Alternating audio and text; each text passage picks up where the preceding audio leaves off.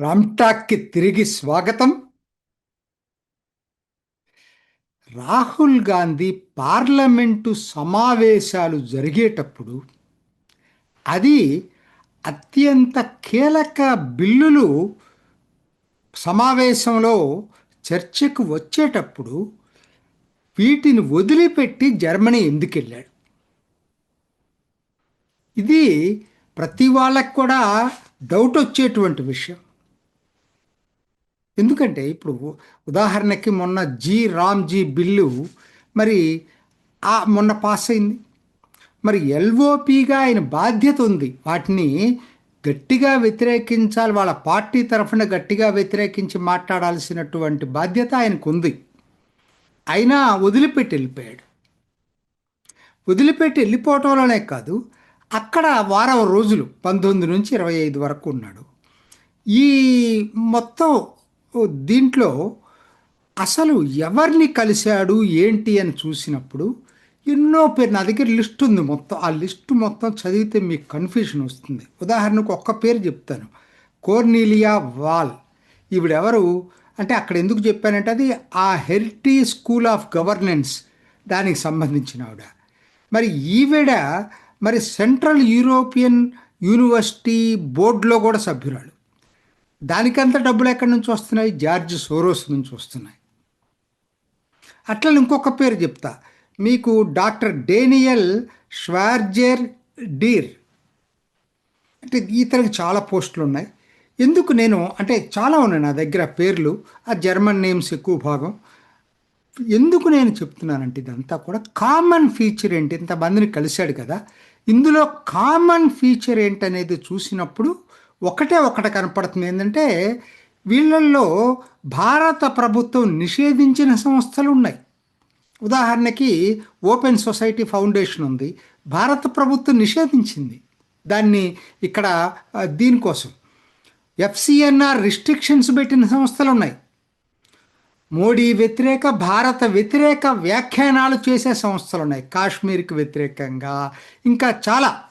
George Soros అయితే మోడీని దించాలని చెప్పాడు, ప్రజాస్వామ్యంగా ఎన్నికైనటువంటి వ్యక్తి. వీళ్ళందరి వ్యక్తుల్ని కలిశాడు రాహుల్ గాంధీ. కనీసం మరి కలిసి ఊరుకోలేదు కదా. ఆయన ప్రచారం ఏంటి? భారత్లో అసలు ప్రజాస్వామ్యమే లేదు, ప్రజాస్వామ్యాన్ని మొత్తాన్ని కూడా మోడీ సర్వనాశనం చేసేసాడు. భారత్ ఆల్మోస్ట్ ఇవాళ సెమీ ఆటోక్రటిక్ కంట్రీ లాగా ప్రపంచానికి పిక్చర్ ఇచ్చాడు. ప్రపంచ వేదికల మీద భారత్ అసలు ప్రజాస్వామ్య దేశం కాదని చెప్పే స్థితికి భారత పార్లమెంటు ప్రతిపక్ష నాయకుడు దిగజారిపోయాడు. అసలు ఆయన చెప్పే హర్యానాలో ఎన్నికను దోగలే, అక్కడికి వెళ్ళి ఇక్కడ దాని మీద పార్లమెంట్లో చర్చ జరిగింది, అమిత్ షా సమాధానం చెప్పాడు. మరి మళ్ళా నువ్వు అదే వంత ఆ పాట అక్కడ పాడుతున్నారు. మహారాష్ట్రలో అదే పరిస్థితి, హర్యానాలో అదే పరిస్థితి అంటాడు. ఈడీ సిబిఐని గురించి మాట్లాడతాడు. మరి పాలనలో ఉంది మీరు, మీ టైంలో సిబిఐ ఏం జరిగింది, ఎలా రాజకీయ అపాయింట్మెంట్స్ చేసింది ఎన్నోసార్లు చర్చించుకుందాం. నేను ఇప్పుడు ఆ టాపిక్కి వెళ్ళట్లేదు. అసలు టాపిక్ ఏంటంటే నాది వాళ్ళ టాపిక్ ఏంటంటే అసలు ఏమిటి, అసలు ఈయన ఎందుకు ఇంతటి ప్రధాన కీలక బిల్లులు ఉన్నప్పుడు కూడా వదిలేసి వెళ్ళాడు? అది చాలామంది ఏంటంటే వీళ్ళని కలవటానికే వెళ్ళాడుగా. అసలు పర్యటనకి ముఖ్య ఉద్దేశం ఏంటి, అది మనం తెలుసుకోవడానికి ప్రయత్నం చేద్దాం. అన్ని ఛానల్స్లో కూడా వీళ్ళని కలిశాడు అని వస్తున్నారు. ఎప్పుడు కలుస్తాడు? అమెరికా వెళ్ళినా ఇదే పరిస్థితి, ఇక్కడున్న అదే పరిస్థితి, యూకే వెళ్ళినా ఇదే పరిస్థితి. అయితే ఆయన వెళ్ళింది దానికోసం కాదండి. అసలు ఇంపార్టెంట్ ఏంటంటే మొత్తం ఇప్పుడు వెళ్ళినా, పోయినసారి బ్రెజిల్ వెళ్ళినా, ఇంకొక చోటకి వెళ్ళినా ఒక ఇంపార్టెంట్ ఆస్పెక్ట్ని మీడియాలో రాకుండా చూస్తున్నారు ఎక్కువగా, ఏదో పాసివ్గా వస్తుంది. ప్రోగ్రెసివ్ ఎలియన్స్ 117 దేశాలలో ఉన్న పార్టీలన్నీ కలిపి ఒక ఎలియన్స్ పెట్టుకున్నాయి, అంతర్జాతీయ కూటమి, ప్రోగ్రెసివ్ ఎలియన్స్ అట. దీనికి 117 దేశాలు, సభ్య దేశాలు ఉన్నాయి. మీరు నెట్లో కొట్టినా దొరుకుతాయి ఇవి. ఇందులో 30 దేశాలు ప్రభుత్వంలో ఉన్నాయి. చాలా జాగ్రత్తగా వినండి. అది అమెరికాలో డెమోక్రటిక్ పార్టీ, యూకేలో, ఆస్ట్రేలియాలో లేబర్ పార్టీలు, జర్మనీలో సోషల్ డెమోక్రటిక్ పార్టీ, నెదర్లాండ్స్లో కూడా అనుకుంటా, ఇంకా చాలా చోట్ల, స్వీడన్లో సోషల్ డెమోక్రటిక్ పార్టీ, ఇట్లా నేపాల్లో నేపాల్ కాంగ్రెస్, పిఎస్పి, ఇంకొకటి ఏదో ఉంది, పీపుల్స్ సోషలిస్ట్ పార్టీ అని. అట్లానే భారత్కు వచ్చేటప్పటికి కాంగ్రెస్, సమాజ్వాదీ పార్టీ రెండూ కూడా ఈ ప్రోగ్రెసివ్ ఎలియన్స్లో సభ్య దేశాలు, సభ్య పార్టీలు, సభ్యులు. ఎందుకనంటే ఇదొక అన్ని ప్రపంచంలో ఉన్నటువంటి ప్రోగ్రెసివ్స్ పేరుతోటి సోషలిస్టులు, సోషల్ డెమోక్రాట్లు కలిసి ఏర్పాటు చేసుకున్నటువంటి వేదిక. దీని ప్రెసిడియం 19వ తేదీ జర్మనీ బెర్లిన్లో జరిగింది. ప్రెసిడియం, దీనికి 9 మందే ఉంటారు ప్రెసిడియంలో. ఆ ప్రెసిడియంలో రాహుల్ గాంధీ సభ్యుడు. ఎందుకు దీన్ని భారత్లో కప్పిపుచ్చుతున్నారో నాకైతే తెలియదు. 9 మంది కూటమి ప్రెసిడియం అంటే ఎగ్జిక్యూటివ్ బాడీ, దీనికి 117 దేశాలకి. ఈ ఎగ్జిక్యూటివ్ బాడీ ఏదైతే ఉందో ఈ 9 మందిలో ఒకరు రాహుల్ గాంధీ. దీన్ని మరుగున పరుస్తున్నారు అందరూ. అసలు దీనికోసం వెళ్ళాడు డిసెంబర్ 19వ తేదీ ఈ మీటింగ్ కోసం వెళ్ళాడు. అంతకుముందు బ్రెజిల్ నుండి కూడా ఇదే.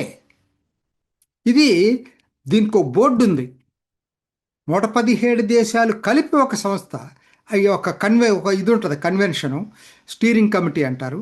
మళ్ళా వాళ్ళందరూ కలిసి 40 సభ్యుల బోర్డుని ఎన్నుకుంటారు. ఆ బోర్డులో భారత్ నుంచి 2 ఉన్నారు. దాంట్లో వాళ్ళ పేర్లు వచ్చేసేసి జ్యోతిమణి సన్నిమలై, కరూర్ ఎంపీ ఉంది కదా లేడీ, ఆవిడ పార్లమెంట్లో కూడా మాట్లాడుతూ ఉంటుంది. ఈవిడ కాంగ్రెస్ తరఫున అటెండ్ అయిన వాళ్ళు బోర్డు సభ్యురాలు ఈవిడ జ్యోతిమణి. అట్లా ఇంకొకరు కూడా సభ్యుడున్నాడు, అది మనం మర్చిపోవద్దు, శామ్ పెట్రోడా, ఈయన బోర్డు సభ్యుడు. వీళ్ళిద్దరు బోర్డు సభ్యులు. దీంట్లో ప్రెసిడియం ఏమో రాహుల్ గాంధీ. ఇదండి దీని తతంగం. హైదరాబాద్లో కూడా వీళ్ళు డబ్బులు ఖర్చు పెట్టి సమావేశం ఏర్పాటు చేశారు. మరి అది ప్రభుత్వం తరఫున ఖర్చు పెట్టారా, కాంగ్రెస్ పార్టీ తరఫున ఖర్చు పెట్టారా? హైదరాబాద్లో ఖర్చు పెట్టారు అంటేనే నాకు డౌట్గా ఉంది. ప్రభుత్వం తరఫున ఖర్చు పెట్టారు. ఏప్రిల్ 25, 26 ఈ సంవత్సరమే జరిగింది. 25లో 25, 26 ఏప్రిల్లో హైదరాబాదులో ఒక అంతర్జాతీయ సదస్సు నిర్వహించారు. ఇదే ఈ ప్రోగ్రెసివ్ ఎలియన్స్. సో ఇదంతా పెద్ద నెట్వర్క్. దీనికి జార్జ్ సోరోస్ మద్దతు, ఇంకా చాలామంది మద్దతు.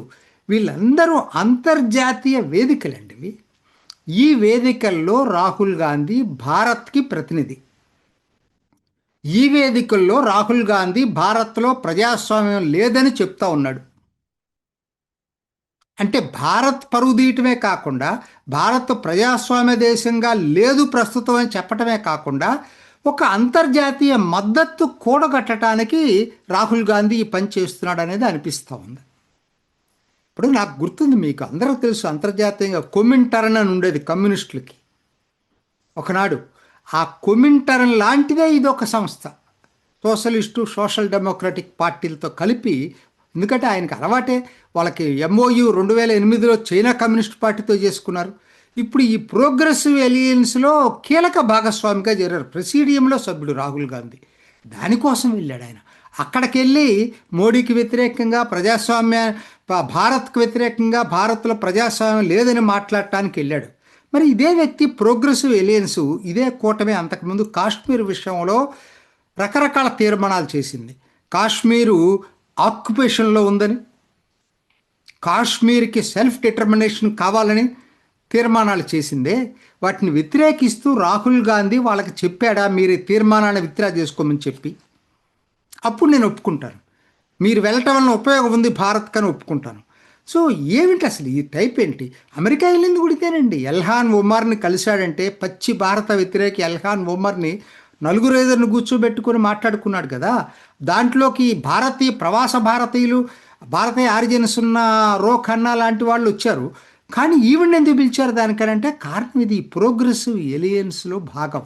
అంతర్జాతీయ కుట్రలో ఏదైతే జరుగుతూ ఉన్నాయో భారత్ వరకు మోడీకి వ్యతిరేకంగా జరిగే కుట్రలో ఇదంతా భాగంగా కనపడతా ఉంది. దీన్ని ఎక్స్పోజ్ చేయటంలో ఒక విధంగా భారత ప్రభుత్వం కానీ అట్లానే అధికార పార్టీ బీజేపీ కానీ విఫలమైందని నాకైతే అనిపిస్తూ ఉంది. ఎందుకంటే దీన్ని ఎక్స్పోజ్ చేయాలి కదా ప్రధానంగా. ఎందుకు ఈయన సభ్యుడిగా ఉన్నాడు అంటే రేపొద్దున అమెరికాలో ఇప్పుడు రిపబ్లికన్ పార్టీ ఉంది, యూకేలో లేబర్ పార్టీ పోయి రేపొద్దున కన్జర్వేటివ్ పార్టీ వస్తుంది. నువ్వు ఒక దాంట్లో సభ్యులుగా ఉంటే వాళ్ళకి వ్యతిరేకంగా ఎందుకు ఉండాలి? ఇప్పుడు మోడీ ఉన్నాడు, లేబర్ పార్టీ వాళ్ళు వచ్చినా కన్జర్వేటివ్ పార్టీ వచ్చినా అందరితో సమంగా మాట్లాడగలడు. వాళ్ళతో ఎవరితో లింక్ లేవు కాబట్టి పార్టీగా అధికారికంగా. మరి అది నువ్వు కూడా మెయింటైన్ చేయాలి కదా. ఎవరు ఎక్స్పోజ్ చేస్తారు ఇవన్నీ కూడా? మీడియా కూడా వీటిని సరిగ్గా ఎక్స్పోజ్ చేయలేకపోతా ఉంది. ఇది దురదృష్టకరం. ఇది నేను అట్లీస్ట్ తెలుగు వ్యూయర్షిప్ కన్నా తెలియాలనే ఉద్దేశంతో ఇది అసలు కుట్రని చెప్తున్నా. ఇది ఈనాటి రామ్ టాక్. ఇంకొక ఎపిసోడ్లో మళ్ళీ కలుసుకుందాం. నమస్తే. చూసారు కదండి, మరి ఈ వీడియో కనుక మీకు నచ్చినట్లయితే ఒక లైక్ కొట్టేసి మీ అభిప్రాయాన్ని కూడా కామెంట్ బాక్స్లో తెలియజేస్తూ ఇలాంటి ఇంట్రెస్టింగ్ అప్డేట్స్ కోసం మా ఛానల్ని సబ్స్క్రైబ్ చేసుకోండి.